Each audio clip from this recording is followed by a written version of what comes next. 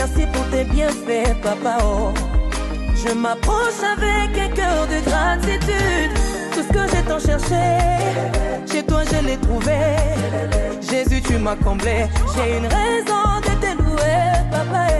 Minajua yote ni kwa neema, pumuzi ni kwa neema.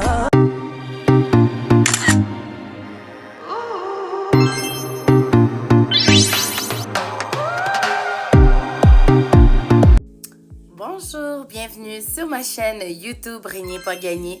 Mon nom est Sonia et bienvenue sur cette chaîne à connotation chrétienne. Alors, comme vous avez pu le lire aujourd'hui, le sujet du jour est qui est ton Goliath? Alors, pour les personnes qui ne connaissent pas Goliath, Goliath, en fait, est un personnage biblique qui a confronté autrefois un roi nommé David. Mais avant que David ne soit roi, c'était un jeune adolescent berger de la ville de Bethléem. Et en fait, David était vraiment mis à part parce qu'il devait justement s'occuper de ses animaux. Et durant ses passe-temps, David était un jeune poétique. Il aimait écrire des poèmes à Dieu que nous pouvons lire jusqu'à aujourd'hui à travers la Bible. Il était extrêmement zélé pour Dieu. Il faisait des prières de supplication. Il dansait pour Dieu. Il chantait pour Dieu. En tout cas, il était vraiment en amour avec le Seigneur. Et en fait, compte tenu que David était justement l'un des cadets de sa famille, son père l'a chargé d'apporter des provisions à ses frères qui étaient dans des campements de guerre auprès d'un roi nommé Saül. Alors, lorsque David justement exécuta l'ordre de son père pour aller dans les campements de guerre, il constata que de l'autre côté du campement, il y avait un homme nommé Goliath qui était très arrogant. Cet homme avait non seulement insulté le Dieu d'Israël, qui est le Dieu de David, mais avait aussi entre autres, défier l'un des guerriers d'Israël à faire un duel contre lui. Et en fait, Goliath était sûr de lui parce que c'était l'un des guerriers les plus puissants de tous les temps. Il était considéré comme un géant. Il faisait plus de 3 mètres. Il était extrêmement intimidant et personne ne voulait confronter Goliath. Mais David s'est proposé. David a relevé le défi tout simplement parce que David s'est senti offensé. Parce que comme je vous avais dit, il adorait Dieu. Il n'a pas pris ça à la légère. Et en plus de ça, David avait une alliance avec Dieu. Il savait qui était Dieu. Donc, il a confronté Goliath et il a gagné parce que la main de Dieu était avec David.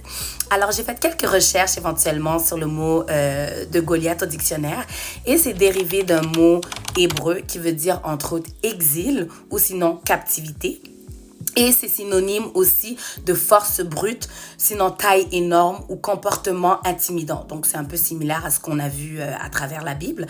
Et si on fait une métaphore ou un parallèle, sachez que votre Goliath peut être toutes sortes de circonstances. Ça peut être la drogue, l'alcool, la fornication, la pornographie. Ça peut être tellement de choses. Donc, ce que vous devez comprendre, c'est que par rapport à votre Goliath, c'est que Goliath, avant tout, c'est un mensonge. Parce que à cause de son apparence intimidante, vous pouvez croire que vous n'êtes pas en mesure de passer à travers ce Goliath. Mais encore une fois, c'est un mensonge du diable. Et le diable est un menteur. J'aimerais éventuellement vous faire lire justement le verset de Jean 8, 44 qui dit: il a été meurtrier dès le commencement et il ne se tient pas dans la vérité, parce qu'il n'y a pas de vérité en lui.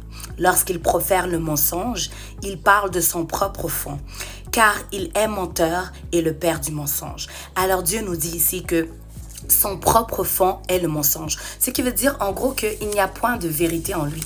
C'est un menteur.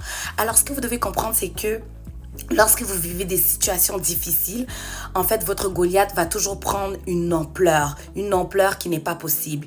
Et à cause de cette ampleur, des fois, ça semble tellement difficile et vous vous dites que en fait, je ne serai jamais capable de surmonter ce Goliath. En fait, vous avez peur de ce Goliath parce que c'est trop pour vous. Mais sachez encore une fois que ce n'est pas vrai. Si on se fie à la parole de Dieu dans 1 Samuel 17, 11, on parle du roi Saül et on parle de Israël justement lorsqu'ils étaient dans le campement de guerre et lorsque Goliath a essayé de défier un des leurs.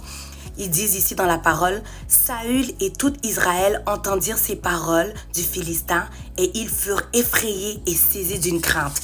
Donc, ils ont eu la crainte. Même le roi Saül, qui est censé être le chef des guerriers, n'osait même pas confronter Goliath. Tout le monde a eu peur. Sachez que votre Goliath peut prendre toutes sortes de formes.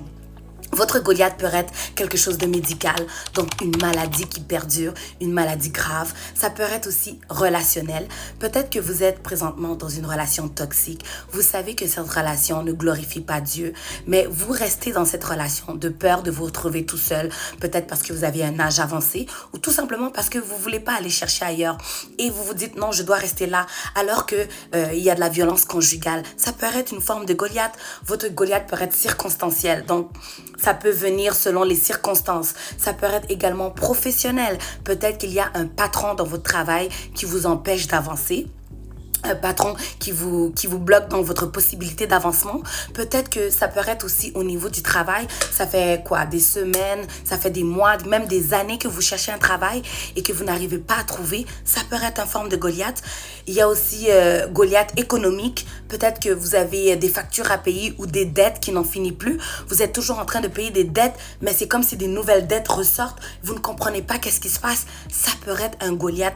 Sachez que votre Goliath, en fait, ne va jamais vous laisser tomber. Dans le sens que il ne va jamais enlever, en fait, vous donner de la paix. Il va jamais vous donner de la paix. Votre Goliath est un oppresseur. En fait, il est là pour vous oppresser. Et il est tellement grand et puissant que des fois, vous avez l'impression que, en fait, ce Goliath veut totalement anéantir votre espoir futur. Mais c'est un mensonge, encore une fois.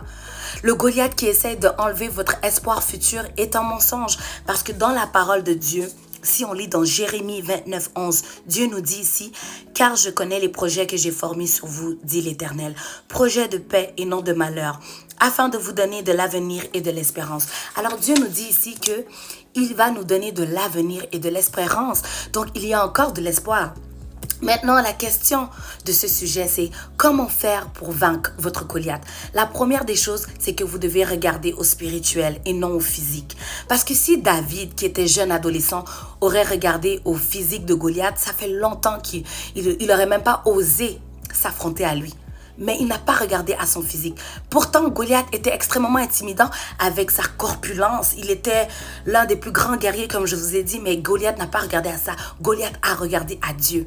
Il a regardé à son alliance. Il s'est rappelé du Dieu qui servait. Et c'est la même chose que vous devez faire. Le problème que vous avez en ce moment est plus grand. Dieu est plus grand que ce problème. Ce problème, ce n'est rien à côté de Dieu. Alors la première chose, le premier point, c'est de prier. Parce que lorsque vous priez, vous êtes en communication avec Dieu. C'est ce qui permet de communiquer avec Dieu. Le deuxième point, c'est d'avoir la foi. Vous devez croire que Dieu est capable de terrasser ce Goliath. Parce que si vous n'y croyez pas, il n'y a aucune chance. Car nul ne peut plaire à Dieu sans la foi. La troisième chose qui est la plus importante et la primordiale, c'est l'alignement. Ça veut dire avoir une alliance avec Dieu. Que veut dire avoir une alliance avec Dieu? Avoir une alliance, ça veut dire que vous délaissez une fois pour toutes le péché. Dieu sait que vous n'êtes pas capable, mais si vous admettez à Dieu que vous n'êtes pas capable et vous demandez à Dieu la force d'y arriver, Dieu va le faire en fait. C'est pour ça que Jésus est mort sur la croix. C'est justement pour nous pécher. Il s'est crucifié et il a pris tous nos fardeaux. Donc, à travers Jésus, nous avons la grâce de terrasser le péché. Et nous pouvons prier et demander à Dieu de nous donner la force parce que sachez que votre péché, c'est ça qui empêche Dieu de venir à votre aide. Si je vais dans le verset de Isaïe 59, 2, ça dit « Mais ce sont vos crimes qui mettent une séparation entre vous et votre Dieu. Ce sont vos péchés qui vous cachent sa face et l'empêchent de vous écouter. Vos péchés empêchent à Dieu de vous écouter. Non seulement ça, mais lorsque vous péchez, vous donnez un droit légal au diable de vous attaquer. Donc vous devez à 100% délaisser le péché. » David avait délaissé le péché, il marchait dans la droiture. C'est vrai que des fois il tombait, mais il revenait avec un cœur repentant. Vous devez sincèrement marcher dans la droiture et délaisser le péché une fois pour toutes. Parce que Dieu entend vos cris lorsque vous êtes dans son alliance. Dans ici, Psaume 34, 18, ça dit « Quand les justes crient, l'Éternel entend et les délivre de toute leur détresse. » Donc Dieu vous entend. Dieu vous entend lorsque vous priez à lui.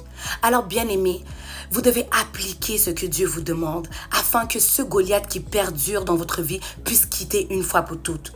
Et pour toutes les personnes qui ne connaissent pas Dieu, qui ne connaissent pas Jésus, si ceci vous a interpellé et que vous avez senti qu'il y avait un Goliath à l'intérieur des sujets qu'on a nommés, je vous invite à lire cette prière du salut Et en lisant cette prière du salut, vous pouvez mettre pause sur la vidéo, la lire à haute voix. Et si vous croyez de tout votre cœur que Jésus est mort pour vos péchés, à ce moment, il y a moyen que Dieu rentre dans votre vie et puisse vous faire bénéficier de cette grâce. Donc voilà, c'était le sujet d'aujourd'hui. J'espère que ça vous a édifié. Je vous inviterai à like, à partager et à commenter. Donc, on se voit à la prochaine épisode. Et sur ça, je vous souhaite de passer une excellente journée ou soirée.